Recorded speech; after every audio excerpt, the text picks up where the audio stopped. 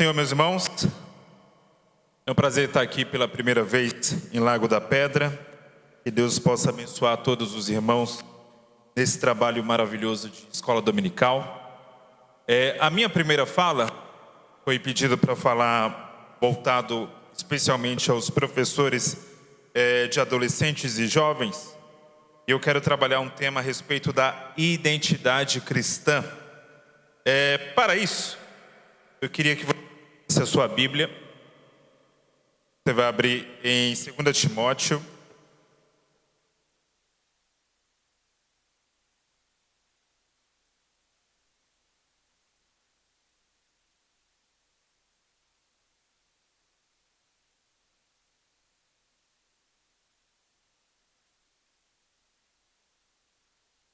Segunda Timóteo, capítulo 1, versículos 12.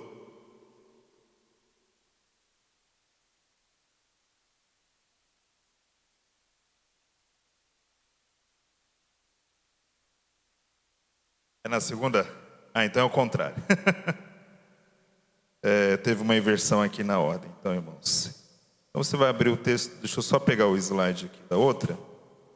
Então é o segundo slide, o irmão que está na minha, por gentileza. Você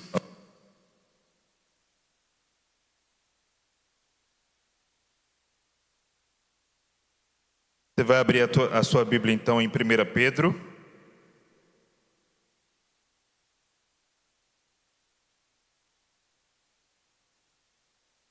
Capítulo 3, versículos 14 e 15. 1 Pedro, capítulo 3, versículo 14 e 15. A gente vai trabalhar o tema da defesa da fé cristã no ambiente de ensino. Todos acharam? Eu vou ler numa versão que é a Nova Almeida Atualizada, a NAA, diz assim. Vamos ler a partir do versículo 13, por gentileza. Ora, quem há de maltratá-los, se vocês forem zelosos na prática do bem? Mas, mesmo que venham a sofrer por causa da justiça, vocês são bem-aventurados. Não tenham medo das ameaças, nem fiquem angustiados. Pelo contrário, santifiquem a Cristo como Senhor no seu coração, estando sempre preparados para responder a todo aquele que pedir a razão da esperança que vocês têm. Mas façam isso com mansidão e temor, com boa consciência, de modo que naquilo em que falam mal de vocês, fiquem envergonhados esses que difamam a boa conduta que vocês têm em Cristo. Quando a gente fala de defesa da fé cristã, normalmente a gente pensa aqui nos ataques seculares da fé cristã.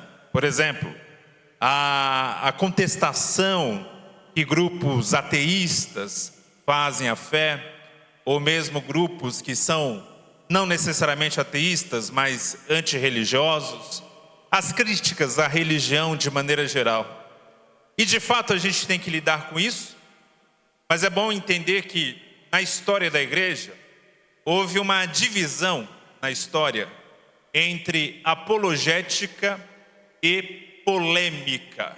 Tá? Lá os pais da igreja, eles trabalhavam esses dois conceitos. Quem eram os pais da igreja? Os pais da igreja são aqueles teólogos ali do 2º, 3º, 4º século do início do cristianismo, que foram os grandes teólogos daquele momento histórico. Nomes como Agostinho, como Tertuliano, como Irineu. Esses homens, eles lidaram com críticas à fé cristã. E eles dividiam essa defesa da fé cristã em dois aspectos. Havia uma defesa que eles chamavam ali de uma polêmica, e havia a defesa que eles chamavam de apologética, de defesa propriamente dita. Qual era a diferença? A diferença é que a apologética era algo voltado para fora. Ou seja, é a defesa que eu faço da fé cristã de uma crítica externa à igreja. E a polêmica é uma resposta interna, é uma crítica interna, ou seja, que vem de dentro da igreja. E nós, como cristãos, temos que lidar constantemente com esses dois aspectos. Quando a gente está falando de defesa da fé cristã, a gente pode estar falando aqui de uma realidade de um falso ensino, de uma heresia, de algo que nasce no nosso meio, que nós precisamos combater.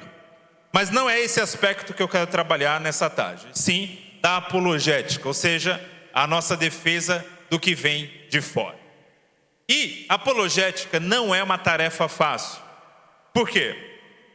O desafio de hoje não é o mesmo desafio da década de 60, por exemplo. Ou não é o mesmo desafio da década de 10. Não é o mesmo desafio do século 19. A apologética não é fácil, por quê? Porque nós precisamos estar constantemente atualizados. Constantemente atualizados com o que há de produção intelectual feita lá fora, feita no mundo. E o que essa produção intelectual, ela tem de alguma forma lidado com a fé cristã. Então, necessariamente, quem lida com a apologética precisa ser uma pessoa atualizada. Porque qual é o primeiro problema do professor ou de alguém que se interessa com a apologética, mas não se atualiza? Qual é o primeiro problema? Às vezes você está respondendo uma questão que ninguém mais faz hoje. Era uma questão importante na década de 80, era uma questão importante na década de 70, mas é uma questão que perdeu a razão de ser no momento que você está vivendo hoje. Para mim isso é bem simbólico do que foi a minha experiência na universidade. Quando eu era um adolescente, eu já tinha uma preocupação de ir preparado para o ambiente universitário. Eu já tinha isso na minha cabeça, porque eu passei ali toda a adolescência ouvindo que o ambiente universitário era um ambiente difícil, era um ambiente anticristão, era um ambiente onde eu ouviria muitas palestras ou muitas falas contra a fé cristã. E aí eu fui me preparar para isso.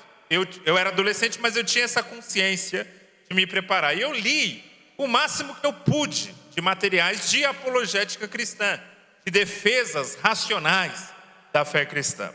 Aí quando eu entrei na faculdade, e eu fiz uma área que é uma área ligada às ciências humanas, ou ciências sociais, que é a área de comunicação social, com habilitação em jornalismo.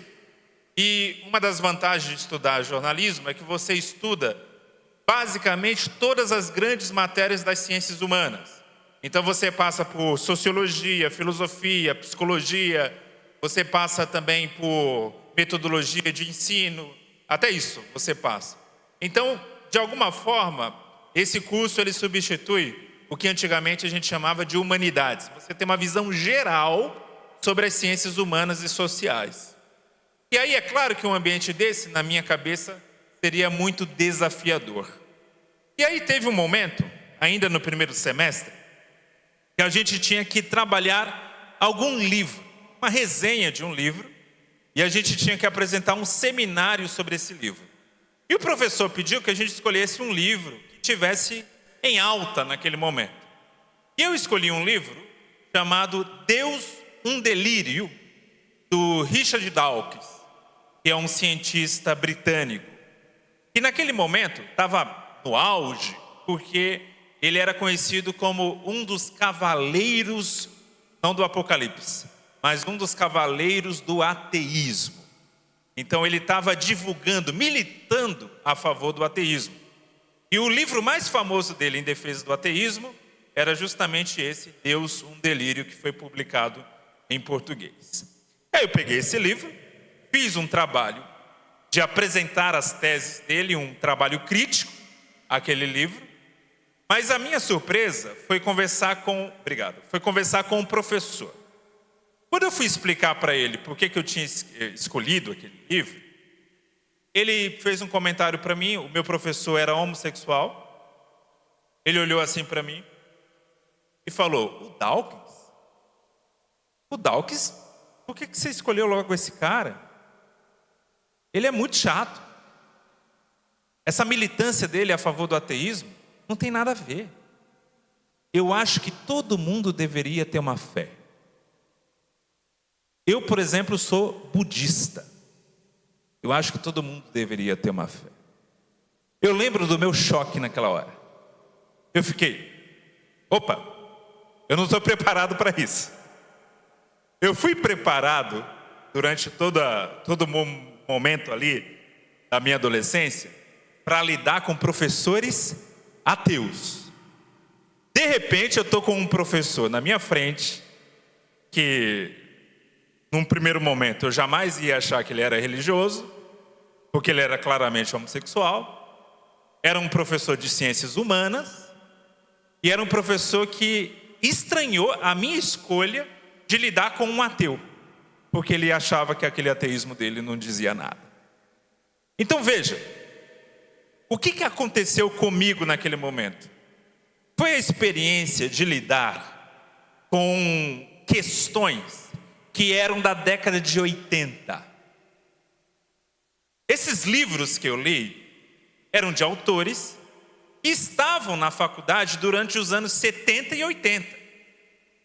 E aí, a forma como eles trabalharam o tema respondia às questões da época deles. Respondia essas questões que eles vivenciaram quando eram alunos universitários. Mas não respondiam às questões do nosso tempo. Esse é o desafio da apologética. Não, hoje, diferente do que muitos imaginam, hoje o nosso maior desafio não é a incredulidade, não é a falta de fé. Pelo contrário, a gente está caminhando no nosso momento histórico, pelo menos no momento que a gente está vivendo hoje, e isso pode mudar, as coisas são dinâmicas, talvez daqui 20 anos seja diferente, mas no momento histórico que a gente está vivendo, é um momento do pluralismo, é um momento dessa diversidade.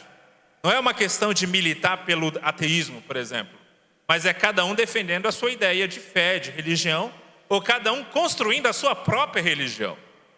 Então, diferente do que se imaginava, e isso é um ponto interessante, se você lê autores da década de 60, tanto autores cristãos preocupados, quanto autores ateus militantes, o que era uma tese bastante comum?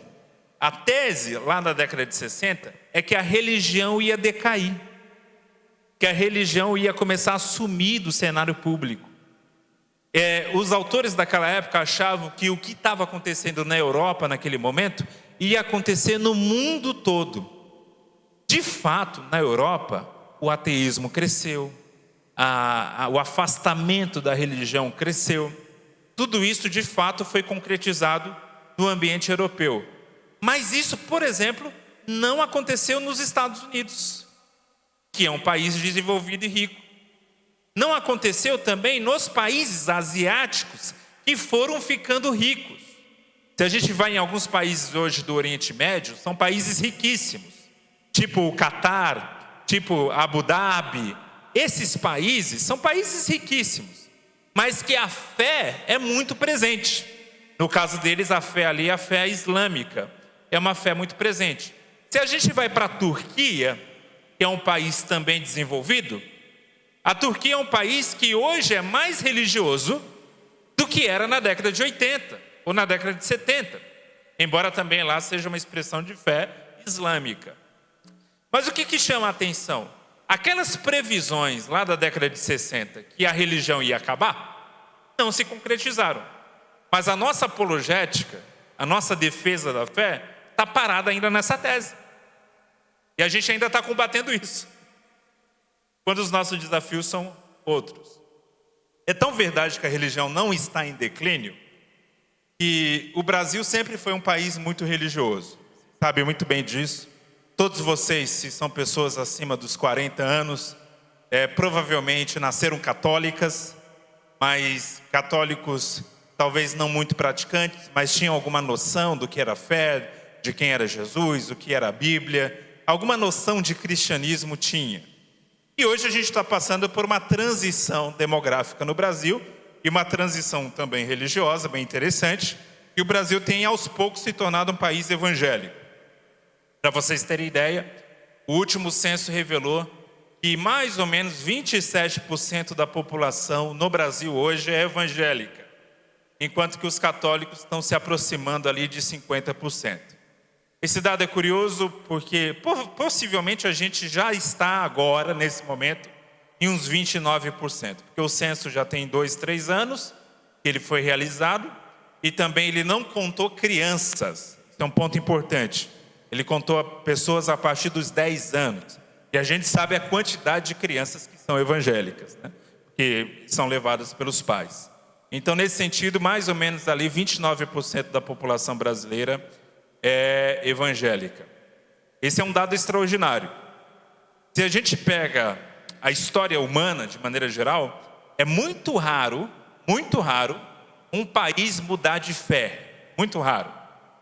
Se você vai para a Rússia, por exemplo, lá no século XIX, se você fosse abraçar uma fé na Rússia, possivelmente você seria um cristão ortodoxo.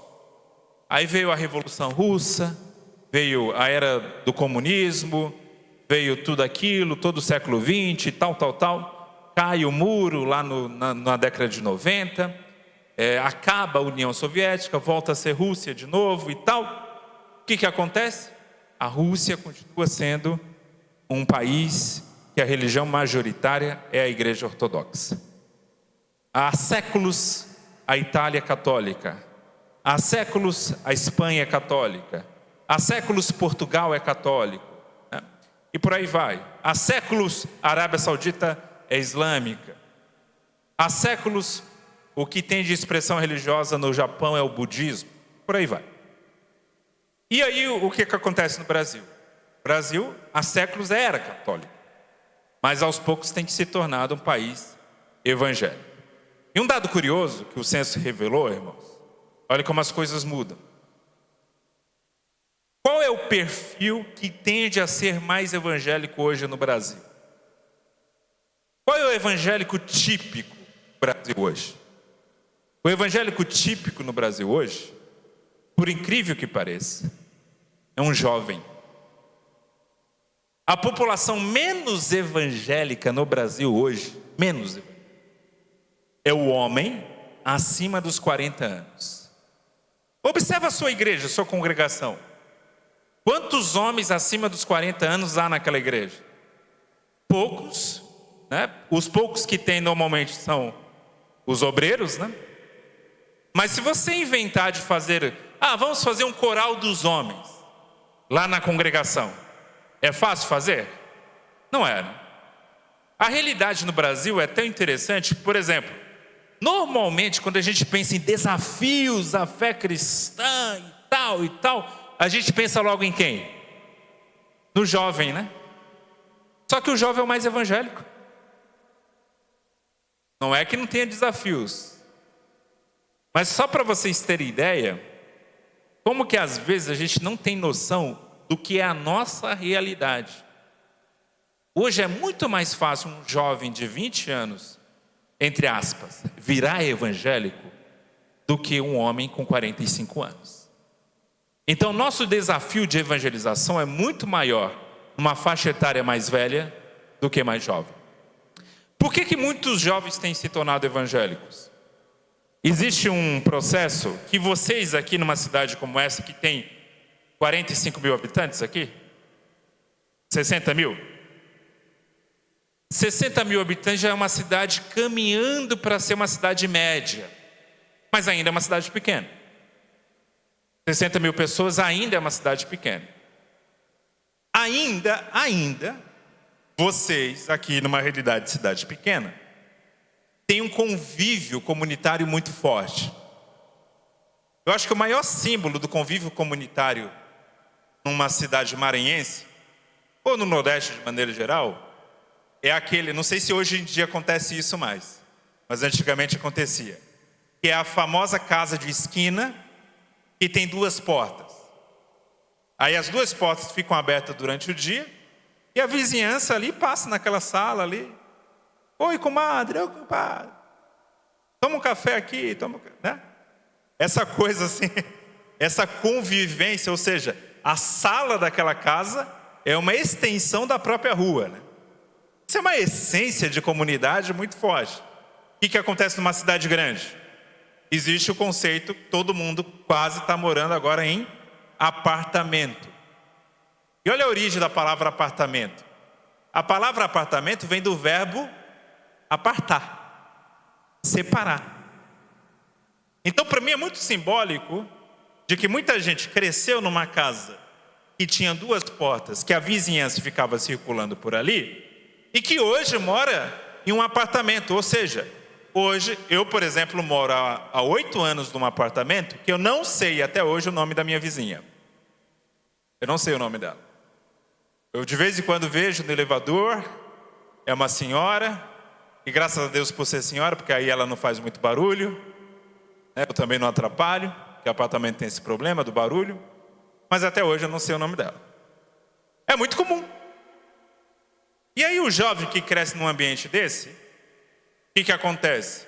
Ele se sente só. O maior problema hoje das cidades grandes é a solidão. A solidão. E a igreja tem um remédio para isso.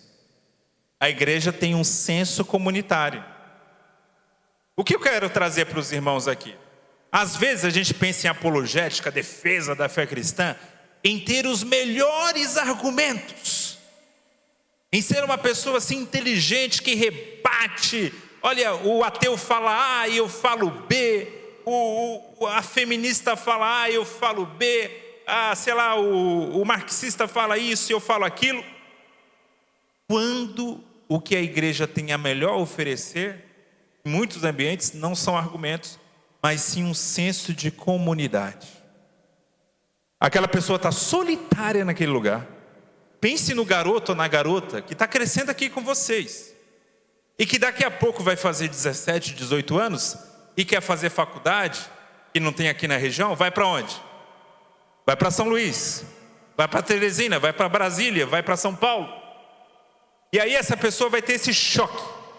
Ela vai sair de um ambiente onde o senso comunitário é muito grande para um lugar isolado. Muitos dos jovens que não são crentes hoje nessa cidade vão fazer esse movimento. E a igreja tem algo muito precioso a oferecer: a comunhão. A comunhão. E aí, a gente não pode desperdiçar isso e pensar que isso não é um ponto importante do nosso processo de evangelização. Evangelizar e defender a fé, é isso que eu quero que vocês entendam nessa tarde, está muito além do falar, está muito além do discursar, está muito além disso. Está também em criar um ambiente em que as pessoas querem estar ali, que as pessoas vão se sentir acolhidas ali, que as pessoas vão saber: ali é um lugar que eu posso contar com alguém, ali é um lugar que eu posso ali ter alguém. Então, voltando aqui ao texto, Pedro está falando de um contexto de perseguição. Mas na igreja primitiva, assim como nós temos hoje, havia pessoas que faziam coisas erradas, depois diziam que estavam sendo perseguidos por causa do evangelho. Isso aí acontece até hoje. Eu nunca esqueço, há uns 15 anos, teve um casal de apóstolos brasileiros aí, que foram para os Estados Unidos com mais de 10 mil dólares na Bíblia, dentro da Bíblia. E é proibido isso, você não pode levar acima de 10 mil dólares numa viagem sem fazer uma declaração para pagar os impostos. Isso aí é tido como crime de sonegação fiscal. Quando eles chegaram nos Estados Unidos e aquela Bíblia passou no raio-x e o policial percebeu que havia dinheiro dentro daquela Bíblia, eles foram presos. Passaram um tempo curto, mas passaram um tempo preso. Aí foi um pastor famoso, inclusive assembleiano, foi visitá-los lá na prisão, lá na Flórida. Eles já estavam em prisão domiciliar na época. E aí falou: estou aqui visitando os nossos irmãos que foram presos por causa do evangelho. Na hora que eu vi aquilo ali, me bateu uma revolta. Preso por causa do evangelho? Não, eles foram presos por sonegar imposto. É diferente. Então, a nossa mentalidade evangélica, porque todos vocês aqui conhece histórias do início do evangelho aqui em Lago da Pedra. Eu não conheço, mas eu já sei o padrão. Os primeiros cristãos que vieram aqui, os primeiros evangélicos, eram recebidos na base de pedrada, né? Paulada. O pessoal queria impedir os cultos. Não teve isso aqui? Teve, todo lugar teve. Aí a gente nasceu e cresceu ouvindo essas histórias. E a gente cresceu com uma ideia na cabeça que tudo é perseguição. E eu quero fazer isso aqui à luz da Bíblia. Vamos tomar cuidado, vamos separar o que é perseguição do que é crítica. Recentemente, a Xuxa fez uma crítica aos evangélicos. Aí eu vi um comentário assim: Xuxa persegue a igreja. Calma. Não, ela não está perseguindo a igreja. Ela está criticando a igreja. É diferente. A sua fé não pode ser uma fé tão frágil que entra em choque porque a Xuxa fez uma crítica à igreja. Calma lá. Que tipo de fé que você tem?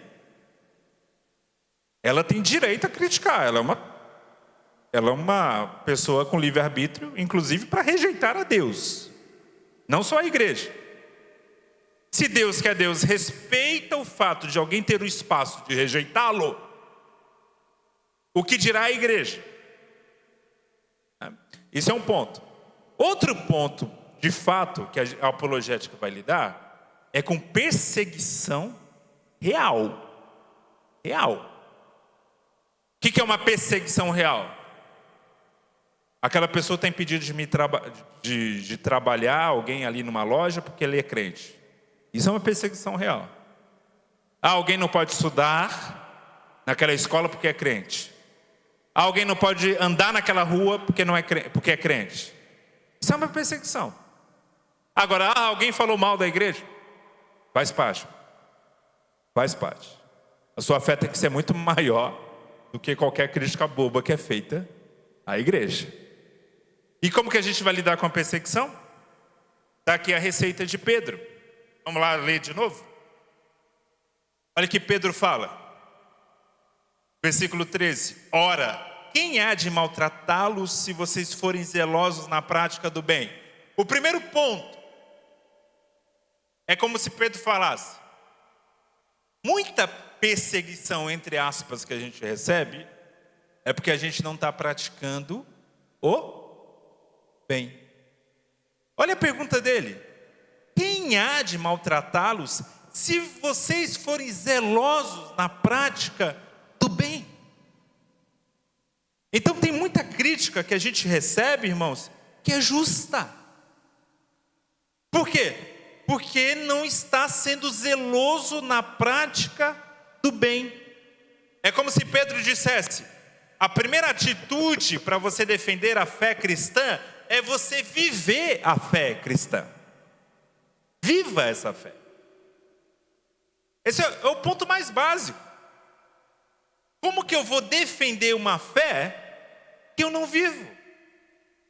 Como eu vou defender uma fé que eu escandalizo ela? Então Pedro, é uma pergunta retórica dele, né? Olha, como que alguém vai perseguir você se você for zeloso de fazer o bem? É claro que haverá quem vai perseguir ainda assim. Mas aí é um outro patamar de perseguição. Não é porque você está fazendo algo errado, e sim porque você está fazendo algo correto. Tem irmão que vai na internet xingar todo mundo, porque ele acha que está com a razão ali, porque aquela pessoa não é crente, porque aquela pessoa fez uma crítica à igreja. Aí ele vai lá e tal, e fala, aí inventa coisa, até inventa falsas notícias, aí é processado. Ah, meu Deus, estão me perseguindo por causa do evangelho. Não. Estão te perseguindo porque você foi imprudente. É bem diferente. Você foi imprudente. Você foi uma pessoa que não soube lidar com a situação. A primeira pergunta de Pedro é essa. Irmãos, a gente tem que ser zeloso. Pedro fala, zeloso na prática do bem. Eu nunca vou esquecer, há muitos anos atrás, vocês sabem aquele deputado que foi deputado, não é mais, um deputado bem radical, bem radicalizado, que era o deputado Jean Willis, ex-BBB. O Jean Willis, naturalmente os crentes não gostavam dele. Eu também não, nunca gostei, jamais votaria nele. Mais uma vez, eu estava lá no Facebook e o irmão postou uma notícia. Jean Willis tem um projeto na Câmara para proibir a Bíblia no Brasil. Eu estranhei, né? Faz muito sentido. Fui atrás, descobri que era mentira, que não há nenhum projeto desse na Câmara. Ainda que tivesse, jamais passaria um projeto desse. Aí eu fui no post do irmão e escrevi: irmão, toma cuidado porque essa notícia é falsa. Aí ele respondeu assim para mim: mas poderia ser verdadeira. E não tirou o post. Ele acha que na cabeça do deputado ele gostaria de proibir a Bíblia. Logo, aquela notícia, apesar de falsa, expressaria alguma verdade. Então está tudo bem. Irmão, a gente não vai defender a fé com mentira. Como que eu vou defender a verdade com mentira?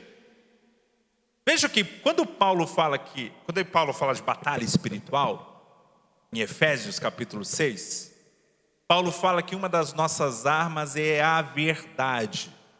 Eu combato mentiras com verdades, não com outras mentiras. É outro desafio da apologética cristã. Quando eu vou retratar alguém que não pensa como eu tenho que ser honesto ao retratar o pensamento dessa pessoa, não inventar um espantalho sobre ela. É muito comum a gente fazer isso. Muito comum. Você sabe que várias pesquisas de psicologia já mostraram que quando você tem um debate, qualquer debate, tá? Qualquer debate. Pode ser debate sobre economia, direito, filosofia, um debate moral, qualquer debate. O que as pessoas fazem? Quando as pessoas defendem o seu ponto de vista, elas usam ou tendem a usar o melhor argumento. Quando elas vão rebater o ponto de vista alheio, elas pegam o pior argumento do outro lado. Isso é muito comum. Por quê? O que a gente faz? Como mecanismo de defesa mesmo. Deixa eu apresentar os meus melhores argumentos e deixa eu combater aquilo que é o pior argumento daquele outro grupo. E aí é mais fácil rebater. A apologética cristã não deve ser assim. Eu tenho que lidar com os melhores argumentos do outro lado. Os melhores.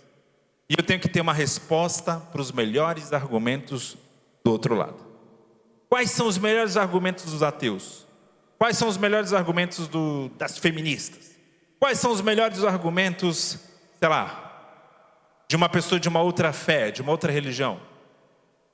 Eu vou lidar com esses argumentos. A minha fé tem que ser tão forte para lidar com qualquer tipo de argumento. Esse é o ponto. Tem uma frase que eu acho muito boa. Se a sua fé é tão frágil ao ponto dela se perder com qualquer argumento contra a fé cristã, é melhor você perder logo ela. Porque é muito frágil. Para que nasça uma verdadeira fé no seu coração. Para que você fale como Paulo: eu sei em quem tenho crido. Eu sei em quem tenho crido. Esse é o ponto. Voltando aqui, irmãos. Pedro continua.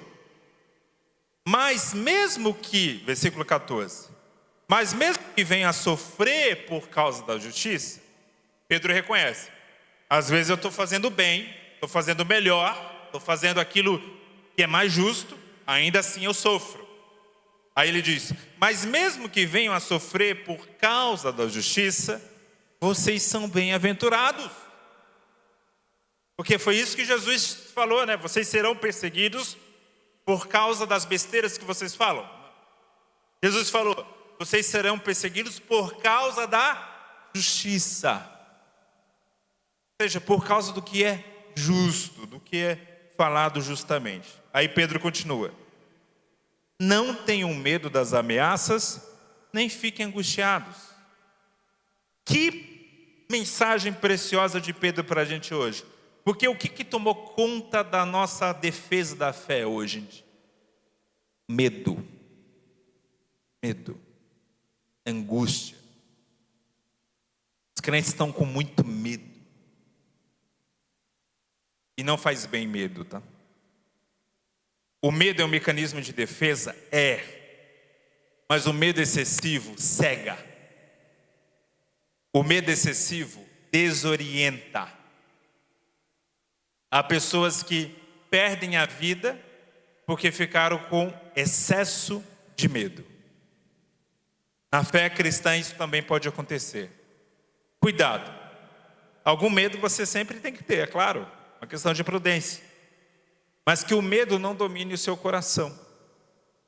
E quando eu falo de medo, e que o nosso ambiente está muito carregado de medo, você viu, os crentes são muito ansiosos sobre o futuro. O que vai acontecer? Aí vem lá uma notícia, né? Na ONU colocaram lá uma estátua de um animal do México. Aí começam os grupos de WhatsApp dos crentes. Apocalipse 13, tal, aquela coisa. Olha a besta aí, tal. Né? Aí vai lá um falso profeta da África do Sul e diz, Jesus vai voltar no dia... Inclusive a gente ficou, tá? Jesus, ele voltou no dia 25, se eu não me engano. 23, né? Aí, isso aqui é tão básico. É só lembrar das palavras de Jesus, daquele dia e daquela hora, ninguém sabe, nem o filho do homem. Aí o profeta da África do Sul sabe, e aí tem crente que acredita. Aquele medo, aquela coisa. Tudo está conspirando contra a gente. Tudo está contra a gente. Tem muita coisa contra a gente, mas tem muita coisa que é da sua cabeça também. Tá? Tinha um irmão na nossa igreja, que ele contou o primeiro testemunho assim: irmãos, eu tive que mudar de casa, porque o vizinho me perseguia, porque eu era crente. Era uma perseguição terrível, tive que mudar de casa. Beleza, a gente ouviu o testemunho, oramos pelo irmão. É uma tristeza você ter que mudar de casa porque um vizinho está te perseguindo. Meses depois, irmãos, eu tive que mudar de novo de casa. O novo vizinho está me perturbando, não gosta que eu sou crente, e não sei o que, não sei o que. Eu já estranhei aquilo, mas beleza. Meses depois, mais uma vez, irmãos, eu estou mudando de casa de novo. O novo vizinho também está me perseguindo. Não é possível. Não é possível, gente. 3 vizinhos, você ter 3 vizinhos que te odeiam, tem alguma coisa errada. Não, mas quem é cristão de verdade é odiado pelo mundo. Jesus foi odiado por muita gente? Foi ou não foi? Foi. Mas Jesus foi amado também por muita gente. Tinha 3 mulheres da alta sociedade que inclusive sustentavam o ministério de Jesus financeiramente. Mulheres essas que quando Jesus estava sendo crucificado, ficaram à beira da cruz. Quando Jesus estava com seu corpo ainda morto, houve um homem chamado José de Arimateia que foi cuidar desse corpo. O que eu quero dizer para você é assim: um cristão verdadeiro, ele vai ser perseguido, mas ele também vai ser amado por muita gente lá fora. Eu nunca esqueço o que Atos diz sobre a igreja primitiva. A igreja primitiva caía na graça do povo. Tem alguma coisa errada, irmãos, como quando todo mundo está odiando a gente. É sinal que a gente é chato mesmo. É sinal que tem um problema aí. Se ninguém gosta de você, não é que você está sendo fiel ao evangelho, não. Possivelmente a sua personalidade que é muito difícil. Não para em emprego nenhum. Ninguém na família gosta, ninguém na empresa gosta, ninguém na vizinhança gosta. Possivelmente você é uma pessoa ingostável. Nem sei se existe essa palavra na língua portuguesa. Se não tem, a gente acaba de inventar aqui. É uma pessoa que é impossível de gostar. Então tem que tomar esse devido cuidado. Isso não é fidelidade ao evangelho. Não tenham medo de ameaças, disse Pedro, nem fiquem angustiados. Pelo contrário, santifiquem a Cristo como Senhor no seu coração. Olha que lindo isso. Santifiquem. O que é o verbo santificar na língua grega e também no hebraico? Santificar é separar, é dar exclusividade, como se Pedro estivesse falando isso. Ter exclusividade a Cristo como Senhor no seu coração. Então, para exercer a verdadeira defesa da fé cristã, o primeiro caminho é esse: é colocar Cristo como Senhor exclusivo do meu coração. Esse é o primeiro caminho. E o que é coração na Bíblia? Coração na Bíblia são 3 coisas ao mesmo tempo. Coração é mente, ou seja, pensamento, vontade, ato de vontade, o que tecnicamente a gente chama que o coração é volitivo, ou seja, ele impulsiona a vontade, e também o coração diz respeito aos sentimentos. Quando eu falo santificar a Cristo como Senhor no coração, a minha mente tem que ter o Senhor tem que ter Cristo como Senhor, as minhas emoções têm que ser uma emoção voltada para Cristo, e a minha vontade, meu ato de vontade, a minha força tem que ser voltada para Cristo. Esse é o ponto. Então eu volto a enfatizar aquilo que eu falei no início. É impossível defender a fé se eu não encarno essa fé. É impossível ter ferramentas de defesa se eu naturalmente não tenho essa fé no meu coração. Aí é só discurso vazio.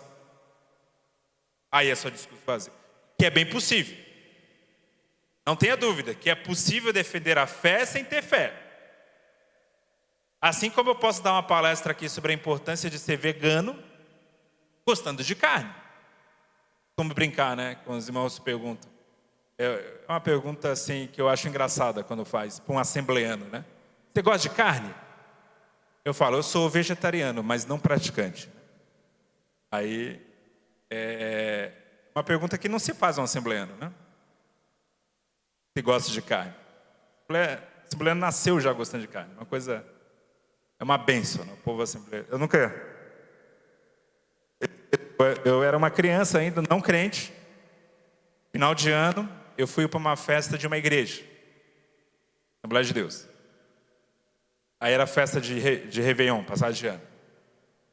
Aí deu meia-noite, minha mãe falou, não toca na comida, deixa os irmãos chegarem da igreja. Aí quando deu mais ou menos 00:10, 00:15, eles chegaram. Digamos que foi 00:10, não lembro mais ou menos do horário, mas 00:10. Quando foi 00:15, já tinha acabado aquela comida.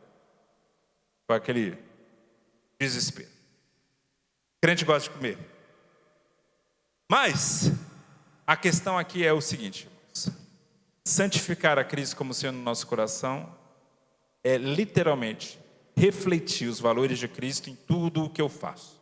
O que eu penso, o meu ato de vontade e como as minhas emoções estão também sendo guiadas por Jesus. Como a sua emoção tem sido guiada por Jesus. Eu vou falar isso melhor amanhã, mas a Bíblia é muito clara ao esclarecer para a gente de que a ira é uma emoção legítima, mas que ela não deve durar quase nada. Paulo diz, irai-vos e não pequeis, e não se ponha o sol sobre a vossa ira. Em outras palavras, não termine o dia irado. Não jogue para o dia seguinte uma ira de hoje. E aí, como que a gente muitas vezes é conhecido no mundo como igreja? A gente está sendo conhecido por causa do Evangelho ou porque a gente está gritando muito, irado? Tem que ter cuidado com essas coisas. Que testemunho que a gente está passando lá para fora. Eu ouvi uma frase que eu fiquei assim, não crente falando. E eu pensei, as pedras clamam, né? Jesus falou, as pedras clamam. Ele escreveu assim, quando eu vejo o pastor fulano de tal falando na internet, eu nunca lembro de Jesus. Aí eu pensei, eu também não. Eu também não. Porque é aquela coisa tão raivosa, tão raivosa, tão raivosa. Não dá para lembrar de Jesus. Ah, mas Jesus ficou nervoso também. Quantas vezes nos evangelhos Jesus estava nervoso, gente? Quantas? Uma, né? Na maioria das vezes, Jesus era muito agradável. Ao ponto que, por mais de uma vez, os evangelhos mostram as crianças se aproximando de Jesus. Uma coisa para a gente saber se alguém é agradável ou não é se as crianças gostam, né? Se a criança já fica com medo, né? Que a cara é muito fechada, aquela coisa toda. Pode ser da sua personalidade, não tem problema. Mas quando a pessoa é agradável, as crianças percebem, né? Jesus era assim. Manso, humilde. E aí? A gente tem lembrado Jesus? Pedro continua. Pelo contrário, santifiquem a Cristo como Senhor no seu coração, estando sempre preparados para responder. Aqui é apologética. Estando sempre preparados para responder. A palavra, o verbo responder aqui, ela vem de uma palavra grega chamada apologia, que dá origem à nossa palavra apologética, que pode ser traduzido também por defesa. É como se Pedro estivesse falando: estejam sempre preparados para defender, para responder a todo aquele que pedir razão da esperança que vocês têm. Lindo isso.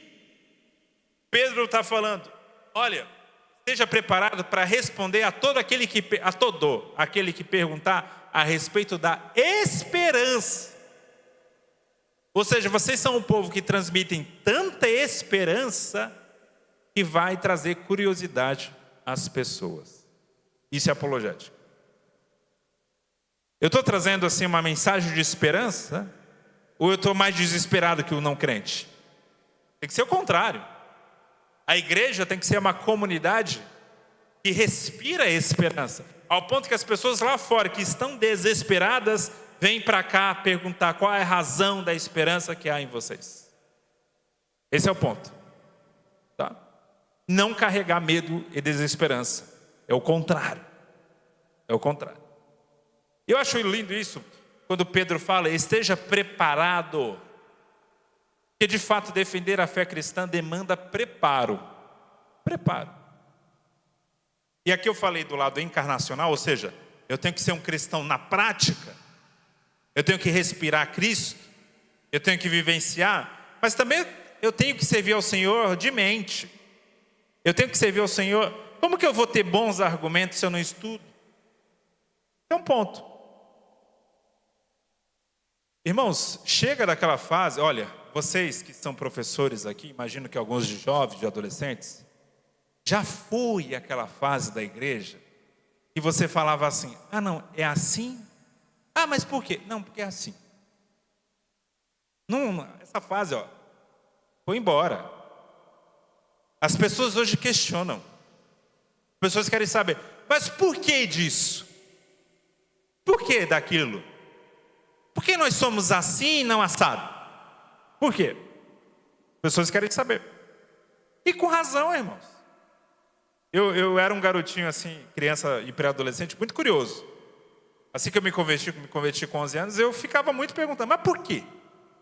Mas por que a gente é assim? Mas por que a Assembleia de Deus é diferente da Batista? Mas por que a gente não é igual aos presbiterianos? Aí eu queria saber. Entender a razão é importante, não é recriminar as perguntas. Veja Jesus ali com 12 anos conversando em meio aos doutores, sendo ali indagado e indagando também, né? É uma conversa. É muito lindo isso. Isso é uma fase da curiosidade, do entendimento, e isso naturalmente a gente tem que incentivar as pessoas a terem uma fé consciente. E nós também. Por que eu creio da forma como eu creio? Por que eu sou dessa igreja e não de uma outra? Ah, porque é mais perto da minha casa? Infelizmente, para muitos crentes, essa é a resposta. Eu vou naquela igreja porque ela é a mais próxima de casa. Eu vou naquela igreja porque ela era a igreja da minha mãe. Ou era a igreja da minha avó. Aí eu vou lá. Não, mas calma aí. Você entende o que você crê? Você conhece as doutrinas da sua igreja? Você consegue explicar alguma coisa a respeito da doutrina da Santíssima Trindade? Se um testemunho de Jeová vai na porta da sua casa contestar a Santíssima Trindade, você vai ser aquela pessoa que não tem nada a falar, nada a argumentar? Porque sequer você parou para pensar nisso. O professor não pode ser assim, irmão. É até esperado que muita gente na igreja seja assim. Mas se você voltar para a área de ensino, você não pode ser assim. O apóstolo Paulo foi claro, né? Aquele que ensina, se esmere, se prepare, se dedique ao ensino. Ser uma pessoa, não é que a gente vai ter resposta para tudo. Também não seja essa pessoa que tem resposta para tudo. Porque quem tem resposta para tudo tem muita resposta errada, né? Ninguém conhece tudo. Mas é importante que você seja uma referência aos seus alunos e aos seus até outros professores, como uma pessoa que possa pelo menos indicar um caminho para que aquela questão seja resolvida. Irmãos, eu gosto de abrir sessão de perguntas por onde eu passo, né? E normalmente eu falo de teologia pentecostal. Aqui eu fui convidado para falar de EBD, mas normalmente é de teologia pentecostal que eu sou chamado a falar. Embora eu ame perguntas, algumas perguntas me espantam. Por quê? Porque são perguntas do básico, do básico, do básico, do básico, que não é num novo convertido que tem 5 meses de crente que está perguntando. Às vezes é um obreiro com 40 anos de crente. Isso é preocupante. Como que o básico do básico do básico do básico do básico eu não sei? Eu tenho que ser pelo menos no básico referência. Pelo menos ali, olha, não, aquele irmão. Outra coisa também, como eu falei, não tem a resposta para tudo. E tenha a humildade de reconhecer aquilo que você não sabe. Aquele campo que você não domina. Porque nós evangélicos, a gente tem, especialmente pastor, a gente tem mania de achar que sabe de tudo. Entende de economia, de política, de ciência, de tudo. A gente tem pastores famosos no Brasil hoje falando de ciência, de biologia, que a formação dele é em química. O cara é doutor em química. Aí agora é mestre em biologia, sem nunca ter passado por um curso de biologia. É complicado, irmãos. Passa vergonha. Vai num debate com um biólogo de verdade, passa vergonha. Por quê? Porque aquela mania evangélica de achar que sabe de tudo, porque entende alguma coisa da Bíblia. Deixa eu falar isso com cuidado, para ninguém sair aqui escandalizado e entender errado. A Bíblia é um livro sagrado, é a palavra de Deus, inspirada, infalível, inerrante. Mas ela não tem resposta para tudo. Ela tem resposta para tudo que diz respeito à salvação. Mas aqui a Bíblia não tem receita para ficar magro. Como assim, Gutierrez? Sim, recentemente eu vi numa livraria o jejum de Daniel. Como emagrecer segundo o jejum de Daniel. A Bíblia não foi escrita para dar receita de emagrecimento. A Bíblia não é um livro de cosmologia. A Bíblia não é um livro que dá respostas sobre tudo de ciência. Aqui eu tenho todas as respostas que eu preciso para a minha salvação. Tudo que diz respeito à salvação está aqui. Mas a Bíblia não é aula de química, de física, de biologia, de direito. Por aí vai. Aí o crente acha que por entender um pouco da Bíblia, às vezes nem entende tanto assim, ele acha que tem resposta para tudo. É igual uma vez um irmão conversando com um físico, e o físico falou, olha, na verdade a gente não sente frio. O que existe, aliás, a gente não percebe o frio a não ser por uma sensação. Ele explicou a diferença lá entre sensação e, de fato, a captação dos sentidos pelo frio. E aí o irmão respondeu: não, mas sente sim, porque a Bíblia diz que fulano sentiu frio, então tá escrito aqui. É aquela leitura como se fosse ali uma informação científica. Cuidado com isso. Cuidado. Seja preparado na área que você... o que tem de crente, por exemplo, hoje, que nunca teve uma aula de pedagogia, mas tem todas as opiniões possíveis sobre pedagogia. Nunca teve uma aula de ciência, mas tem todas as opiniões possíveis sobre ciência. De política, toda opinião sobre política. E por aí vai, irmãos. Gutierrez, só pode falar quem é especialista? Não. Não. Claro que não. Mas se eu não sou especialista, eu tenho que saber que eu estou falando de um campo que eu não domino. Pelo menos ter essa humildade. Estou aqui dando um parecer, uma opinião, mas estou falando de um campo que eu não domino. Eu quero falar daquele campo. Então vai dominar aquele campo. Vai estudar, vai ver as teorias. Vai lá. Quantos crentes, às vezes, usam o púlpito, por exemplo, para falar contra a psicologia? Porque Freud era ateu e não sei o quê, e que Freud era isso, Freud era aquilo. Ou seja, confunde psicanálise com psicologia. São coisas diferentes. Você está entendendo? O cara viu um texto na internet que Freud era isso, Freud era aquilo, Freud não sei o quê, tal. Aí, irmão, essa coisa de psicologia, coisa do diabo. Mas você está combatendo maçã quando a questão aqui é laranja. É uma outra coisa, pelo amor de Deus. A gente não pode ser um exportador de ignorância, irmãos, mas sim de inteligência. O povo de Deus é inteligente. Deveria ser até o mais inteligente. Por quê? Porque fez a melhor escolha, que foi aceitar Jesus, que é uma escolha sábia. A Bíblia diz, que o temor do Senhor é o princípio da sabedoria.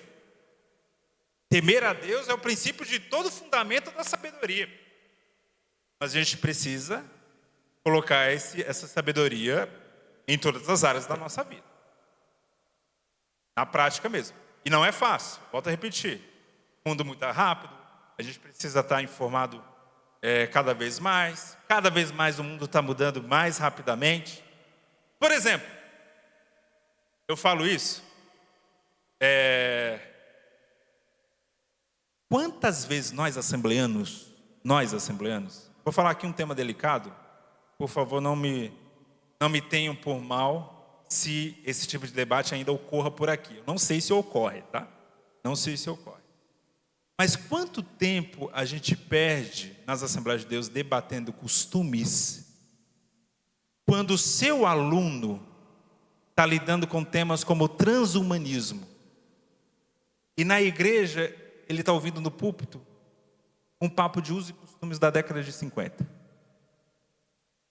Você sabe o que é transhumanismo? É a intersecção do homem com a máquina. Isso tem implicações bíblicas. Por exemplo, é ético, à luz da Bíblia, eu receber um coração que é uma máquina artificial? É um ferro? É ou não é?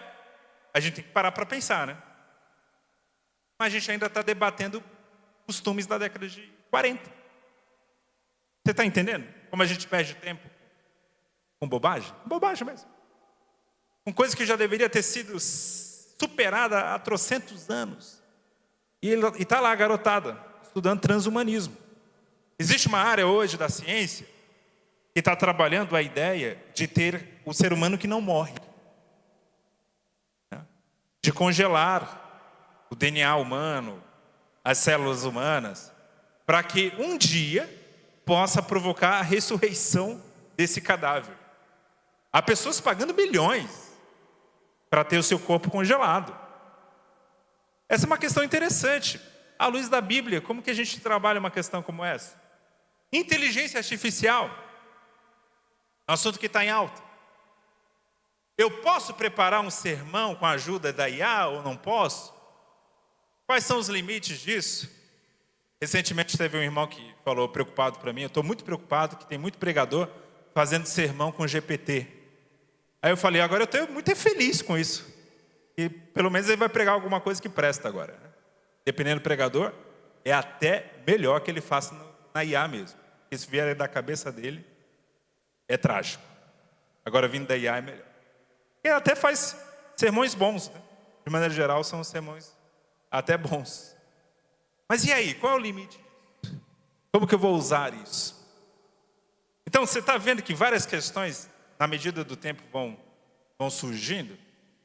Por exemplo, irmãos, na própria questão, como que eu tenho que lidar com um transexual que se converte? Já parou para pensar nisso? Talvez você não tenha parado, porque na sua época de jovem não tinha transexual. Hoje tem. Uma questão, por exemplo, olha como as questões são delicadas. Quando você é missionário no norte da África, onde o Islã é forte, tem muito homem casado com 5 mulheres. Quando esse homem se converte, o que faz? Eu achei interessante a solução de uma igreja, nesse contexto. Ele vai continuar casado com as 5 mulheres, só não pode ser pastor. Porque a Bíblia diz que tem que ser marido de uma só mulher. Pode ser até assim, obreiro, mas sem ser diácono e sem ser pastor. Mas você está vendo que são questões que vão surgindo à medida que a gente vai lidando com questões novas? Tem, também tem. É mais raro, mas tem, né? E por aí vai.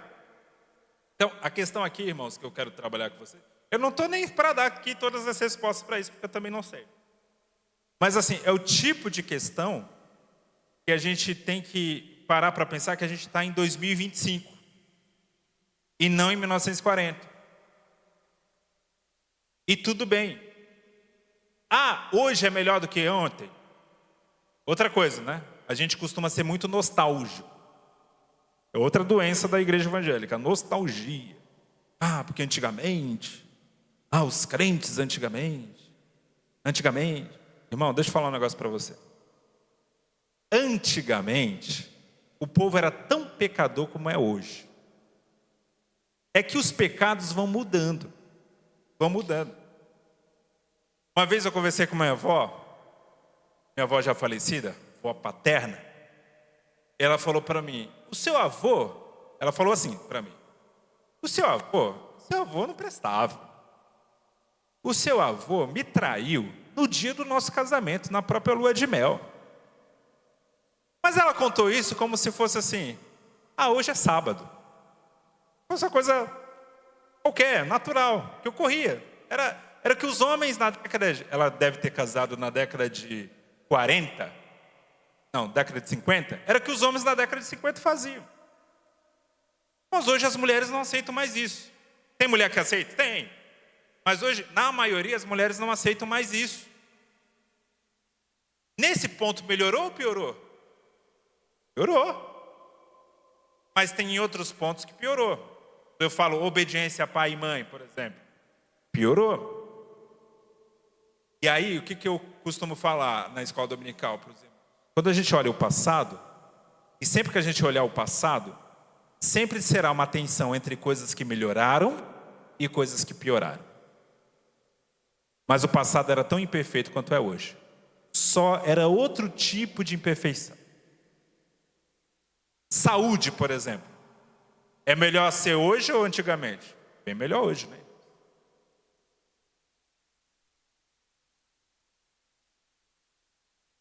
Tá bom. Já acabou já? Tão rápido. Vai acabar em 10 ou já acabou a 10? Já faz 10 minutos que acabou? Então deixa eu só concluir aqui. Nem vou entrar na outra história. Eu me empolguei aqui. O assunto é empolgante. Mas só para encerrar aqui, na apologética. Depois eu vou pedir para os irmãos passarem os slides aí para os irmãos que estão aqui, tá? Mas só concluindo o que Pedro fala aqui. Mas, versículo 16. Mas façam isso com mansidão e temor, com boa consciência. De modo que naquilo que falam mal de vocês, fiquem envergonhados esses que difamam a boa conduta que vocês têm em Cristo. Então Pedro está dizendo, defendam a fé. Tenham razão. Aliás, tenham na ponta da língua sempre há algo a falar a respeito da razão da esperança que há em vocês. Mas façam isso de modo como? Agressivo? Violento? Briguento? Não, com mansidão e respeito. Mansidão e respeito. Por quê? Irmãos, só para acabar. Recentemente eu vi um vídeo que é exemplo disso. Tinha um rapaz evangelizando lá em Londres.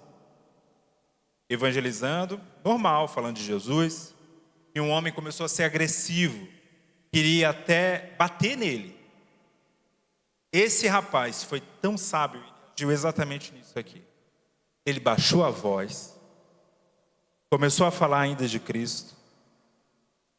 Perguntou para ele se ele poderia falar mais um pouco. Se ele poderia dar um abraço nele. Aquele homem depois aceitou a Jesus. Chegou agressivo, querendo tirar a Bíblia ainda, né? E depois estava ali quebrantado, ele aceitando uma oração, né? Daquele homem. Eu achei bonito. A gente vence o mal é com o bem. Essa é a verdadeira apologética do cristão. Amém, irmãos? Não vai dar tempo nem de abrir para perguntas. Estouramos o tempo, mas Deus abençoe a todos.